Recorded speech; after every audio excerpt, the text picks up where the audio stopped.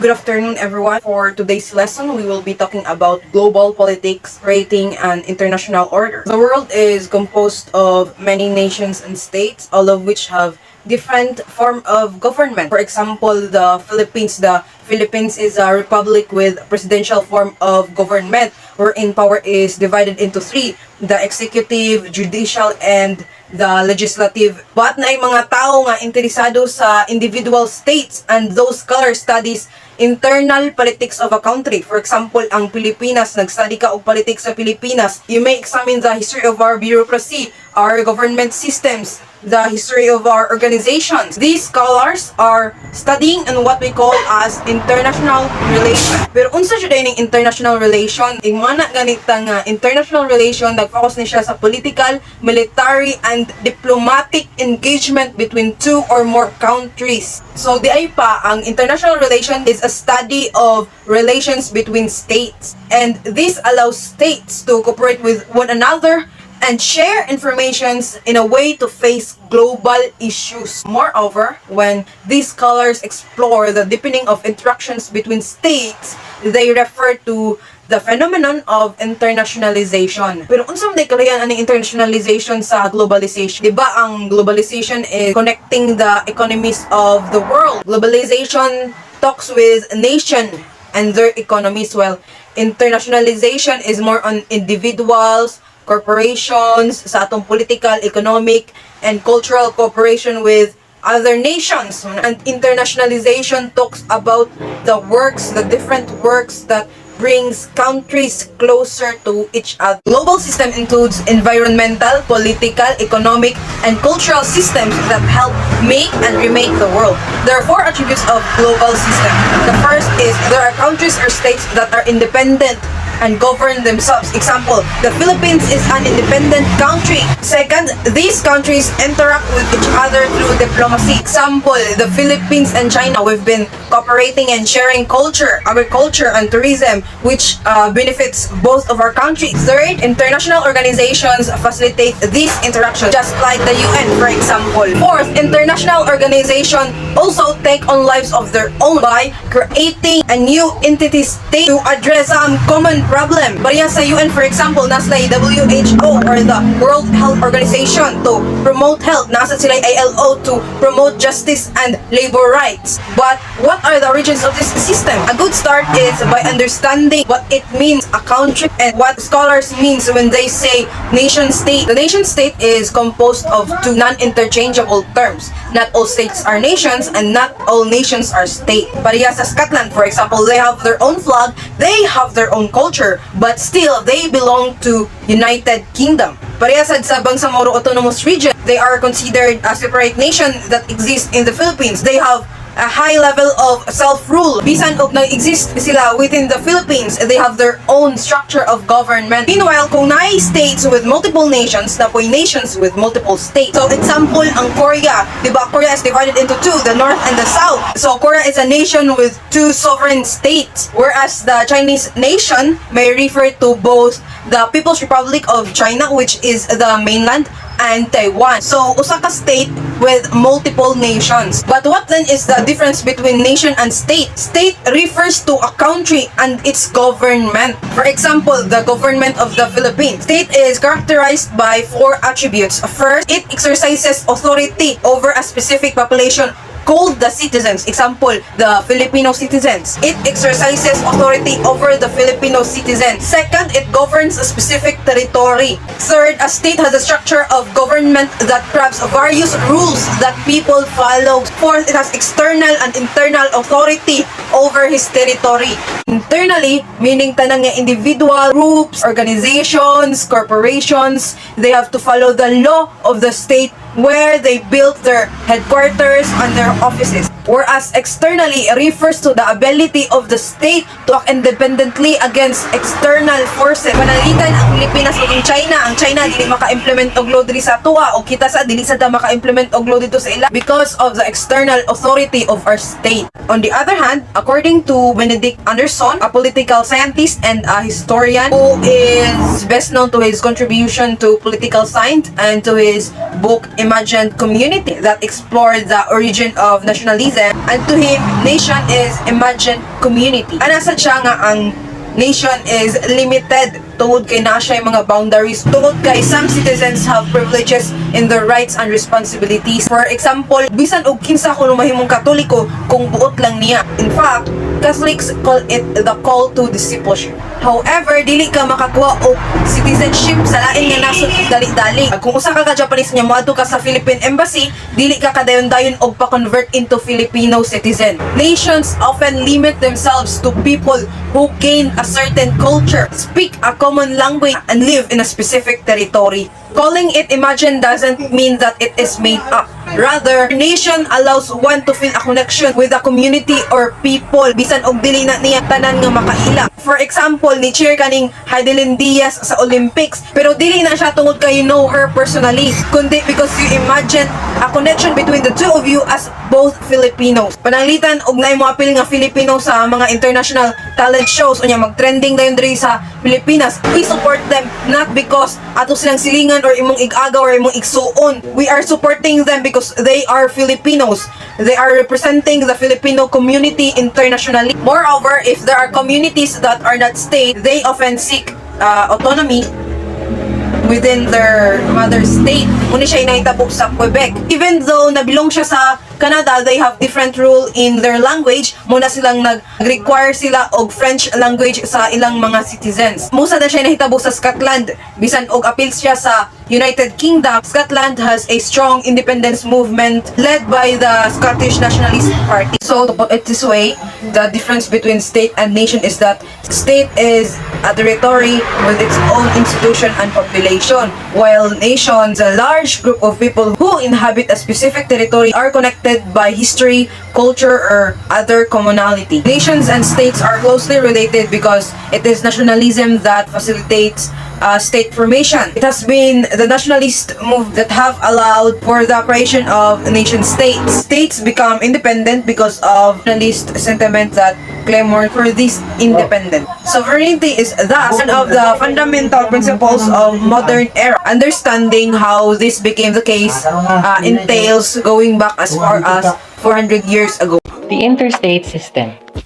The origins of the present-day concept of sovereignty can be traced back to the Treaty of Westphalia, which was a set of agreements signed in 1648 to end the 30 Years' War between the major continental powers of Europe. What is the Treaty of Westphalia? The Peace of Westphalia is a collective name for two peace treaties signed in October 1648 in the Westphalian cities of Osnabrück and Münster. It is signed ending the 30 Years' War and radically shifting the balance of power in Europe.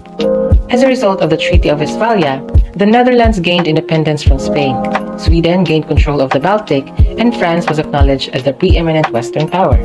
The 30 Years' War was a conflict fought largely within the Roman Empire from 1618 to 1648. Considered one of the most destructive wars in European history, estimates a total death caused by conflict ranged from 4.5 to 8 million. After a brutal religious war between Catholics and Protestants, the Holy Roman Empire, Spain, France, Sweden, and the Dutch Republic designed a system that would avert wars in the future by recognizing that the treaty signers exercise complete control over their domestic affairs and swear not to meddle in each other's affairs. The Westphalian system provided stability for the nations of Europe until it faced its first major challenge by Napoleon Bonaparte. Who was Napoleon Bonaparte? He was a French military and political leader who rose to prominence during the French Revolution and led several successful campaigns during the Revolutionary Wars.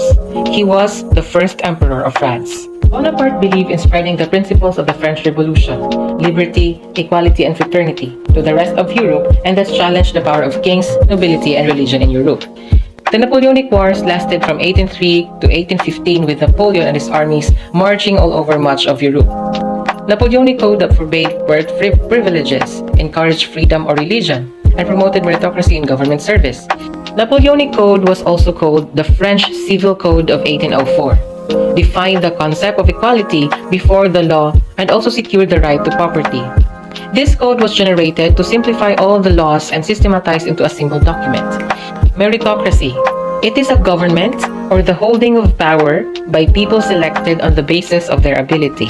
This system shocked the monarchies and the hereditary elites, dukes and duchesses, of Europe, and they mustered their armies to push back against the French emperor. Anglo and Prussian armies finally defeated Napoleon in the Battle of Waterloo in 1815, ending the latter's mission to spread his liberal code across Europe.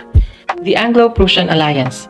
It was a military alliance created by the Westminster Convention between Great Britain and Prussia that lasted formally between 1756 and 1762. The Battle of Waterloo. It was fought on Sunday, June 18, 1815, near Waterloo in Belgium, part of the United Kingdom of the Netherlands at the time. To prevent another war and to keep their systems of privilege, the royal powers created a new system that, in effect, restored the Westphalian system. A global system based on the principle of international law that each state has sovereignty over its territory and domestic affairs, to the exclusion of all external powers on the principle of non-interference in other countries' domestic affairs. The Concert of Europe was an alliance of great powers, the United Kingdom, Austria, Russia, and Prussia, that sought to restore the world of monarchical, hereditary, and religious privileges of the time before the French Revolution and the Napoleonic Wars. More importantly, it was an alliance that sought to restore the sovereignty of states. Under this Metternich system, named after the Austrian diplomat Clemens von Metternich, who was the system's main architect, the concert's power and authority lasted from 1815 to 1914 at the end of World War I. Who was Clemens von Metternich? He was a conservative Austrian statesman and diplomat who was at the center of European affairs. He suppressed nationalistic and democratic trends in Central Europe, but was also the architect of a diplomatic system which kept Europe at peace for a century. Metternich System. It was a series of meetings among the more powerful European nations between the Napoleonic War and World War I. Its objective was to resolve disputes between European nations. Despite the challenge of Napoleon to the Westphalian system and the eventual collapse of the Concert of Europe after World War I, present-day international system still has traces of this history. Until now, states are considered sovereign, and Napoleonic attempts to violently impose systems of government in other countries are frowned upon. Moreover, like the concert system, great powers still hold significant influence over world politics. For example, the most powerful grouping in the UN, the Security Council, has a core of 5 permanent members, all having veto powers over the Council's decision-making process. Internationalism. The Westphalian and concert systems divided the world into separate sovereign entities. Since the existence of this interstate system, there have been attempts to transcend it. Some, like Bonaparte, directly challenged the system by infringing on other states' sovereignty, while others sought to imagine other systems of governance that go beyond, but do not necessarily challenge sovereignty. Still, others imagine a system of heightened interaction between various sovereign states, particularly the desire for greater cooperation and unity among states and peoples. This desire is called internationalism. Internationalism, the state or process of being international. It is a political principle that advocates greater political or economic cooperation among states and nations. Internationalism comes in different forms, but the principle may be divided into 2 broad categories: liberal internationalism and socialist internationalism. The first major thinking of liberal internationalism was the late 18th century German philosopher Immanuel Kant. Kant likened states in a global system to people living in a given territory.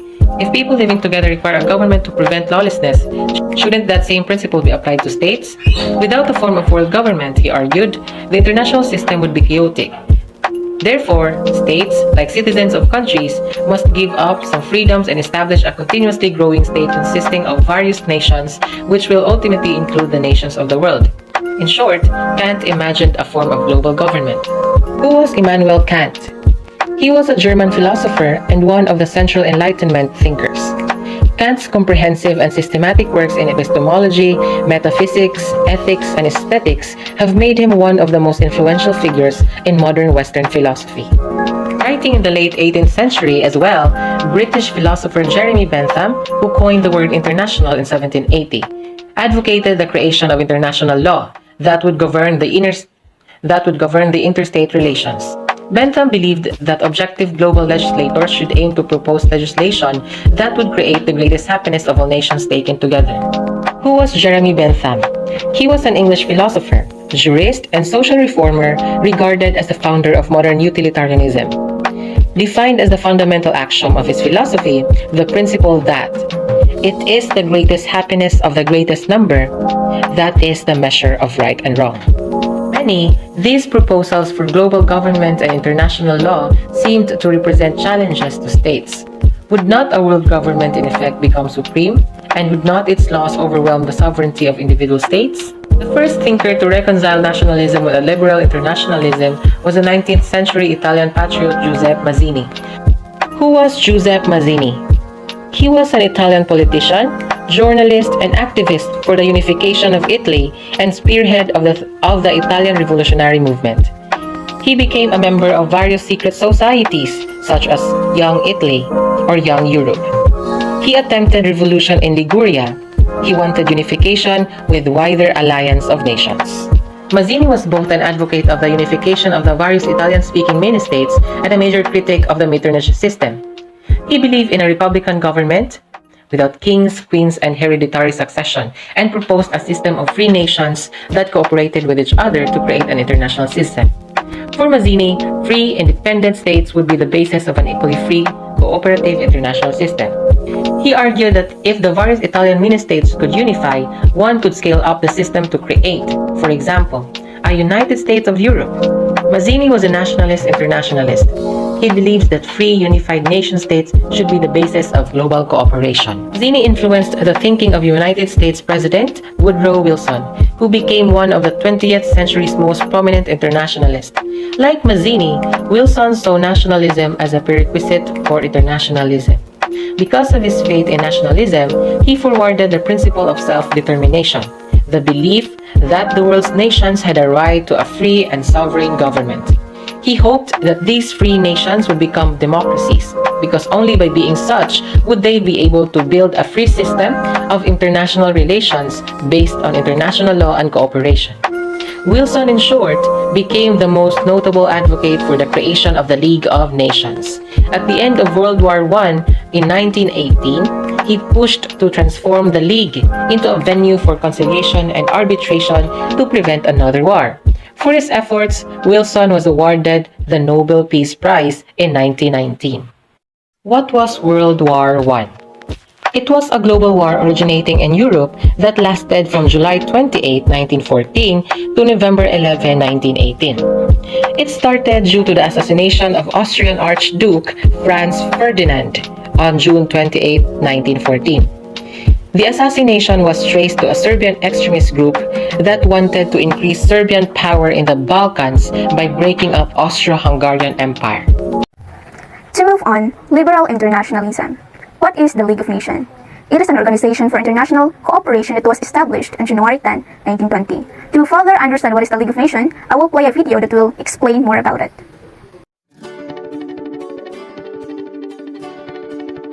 The year was 1920, and World War I was coming to an end. Many countries were sick of fighting and wanted there to be lasting peace worldwide. If all of these countries agreed on the same thing, it might be a good idea to form a group or club, right? This is when the League of Nations was born. The League of Nations included 63 countries from every continent in the world joined together to promote peace. They had a goal of settling disagreements through meetings instead of wars. Their covenant stated their goal was preventing wars through collective security and disarmament and settling international disputes through negotiation and arbitration.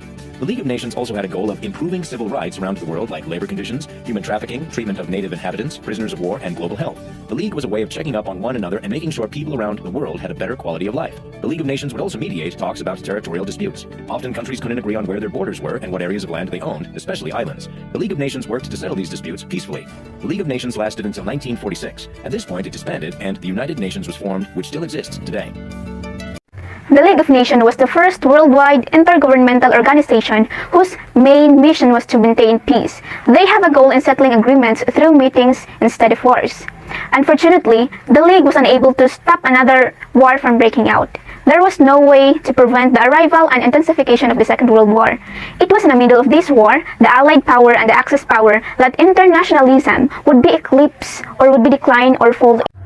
Although the League failed to maintain peace, it gave birth to some international organizations that are still present today. First, the World Health Organization and the International Labour Organization. I will play a video that will explain what's its rule. Today I'm instructing my administration to halt funding of the World Health Organization Certainly, the World Health Organization plays a critical role in the global response. Why don't we have smallpox on the planet anymore? It's because of WHO and its partners and a coordinated response.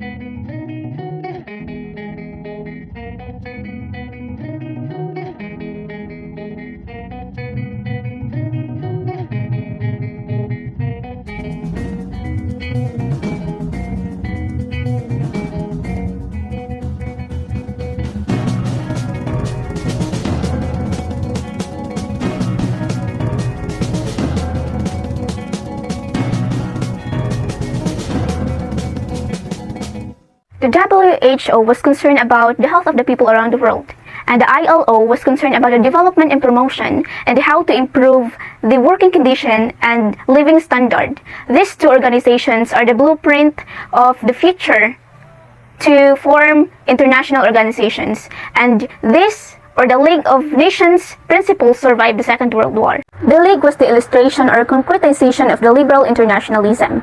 For Kant, it emphasized the need to form common international principle. For Mazzini, it enshrined or manifested the principle of cooperation and respect of the nation-state. And for Wilson, it called for democracy and self-determination. These ideas reassert or contributed to the creation of the United Nations in 1946. To move forward, contradictory to Mazzini's belief about nationalism, harmonized with liberal internationalism. Karl Marx, a German socialist philosopher who was also an internationalist, he don't believe in nationalism. He believed that true form of internationalism should reject nationalism. But what is nationalism? It is the love and affection for one's country. And according to Albert Einstein, nationalism is nothing more than idealistic, rationalizing for militarism and aggression. While internationalism, it is the focus over whole mankind. It's about humanity instead of nationality. And it implies that in the era of globalization, a nation-state cannot work in isolation and cannot fulfill all its needs independently. Why did Karl Marx against Mazzini's point of view? Because nationalism rooted people in domestic concerns instead of global ones. Moreover, he did not divide the world into countries, but instead into classes. First, the capitalist class. They are the owners of factories, companies, and other means of production. In contrast, proletariat class. Those who did not own the means of production, but instead work for the capitalist. It's like there is a superior and inferior, or employer and employee. Furthermore, Karl Marx together with his co-author, Friedrich Engels, they opposed nationalism because they believe it prevented the unification of the world's worker. Instead of identifying with the other workers, nationalism could make workers in individual countries identify with the capitalists of their countries. Unfortunately, Karl Marx died in 1883. However, his loyal followers make his vision concrete or strong by creating their international organizations. Moving on, there was a union of European socialist and labor parties established in Paris in 1889, the Socialist International or SI. SI helped promote peaceful resolutions for conflict and to support the strengthening of democracy through election. Unfortunately, it only lived for a short period of time. However, its achievements include the declaration of May 1 as Labor Day and the creation of the International Women's Day. Most importantly, it initiated the successful campaign for an 8-hour workday.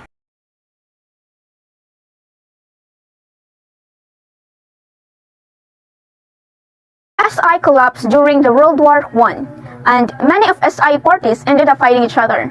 and that confirmed of what Karl Marx warned: when the workers and the organizations take the side of their countries instead of each other, their long-term interests are compromised. SI was replaced by a more radical version, the Russian Revolution, that took place in 1917 during the final phase of World War I and reigned by Caesar Nicholas II. As Nicholas II grew weaker, Vladimir Lenin rose prominence as the most powerful figure in Russia. Lenin replaced the government by revolutionary government led by Bolshevik Party. The Russian Empire transformed into Union of Soviet Socialist Republic or USSR. Unlike SI, Bolsheviks did not believe in obtaining power through election. Rather, they encouraged revolutionary vanguard parties to lead the revolution across the world. If ever na ma-oppose nila, they will use the method of terror. Today, these kind of parties are known as Communist Party. In addition, Lenin established the Communist International or Comintern in March 1919. It served as the central body for directing communist parties all over the world. The primary function of Comintern was to identify and enact the proper strategies and tactics to promote international socialist revolution. The next video will elaborate the difference between Socialist International and Communist or Communist International. As diplomatic relations between Cuba and the United States improve, we wanted to look at the political philosophy behind the long-embargoed nation. Cuba is one of the last communist dictatorships left in the world, and since extreme anti-communist sentiments in the mid-20th century, the philosophy has been a regular fixture in political discussions. So we wanted to know, what exactly is communism? Well, there are a number of overlapping philosophies and socioeconomic systems that can be described as communist in nature. But in the most basic sense, communism is when all manufacturing or means of production are equally owned by all the members of a state. The intended result is to eliminate the capitalist-inspired class system where one class does all the work and the other gets all the money. Although similar ideas have existed both naturally and intentionally since the dawn of time, the most common form of communism comes from the work of German philosophers Karl Marx and Friedrich Engels, in what is today known as Marxism. In particular, Marxism is focused on the exploitation of the worker. It's based on the idea that any profit generated by the worker but instead goes to the business owner is a form of inequality and should be abolished. In recent history, several countries, including the USSR, China, Vietnam, and Cuba, have attempted to institute their own versions of communism. However, all can be said to be predominantly socialist and not communist. The biggest difference between the two is that socialism says that all workers should get an equal share in profit and property, while communism says that there shouldn't be money or ownership in general, and everyone should get as much as they need and work as much as they can. Unfortunately, attempts to achieve this political philosophy have led to lower standards of living, government corruption, and in the case of the USSR, total collapse and failure. A number of reasons have been put forth as to why communism hasn't worked out historically, but the strongest criticism of the philosophy is that communism removes the incentive for people to work harder than they absolutely have to. It also leads to resentment of those who work less hard but receive the same. In general, communism is described as being great in theory while disastrous in practice. The state of the world seems to agree with that assessment. Many of world states feared the Comintern. Why? They believe that it working in secret to stir up revolutions in their countries, and unfortunately, their calculation was correct. A problem arose during World War II when the Soviet Union joined the Allied power in 1941.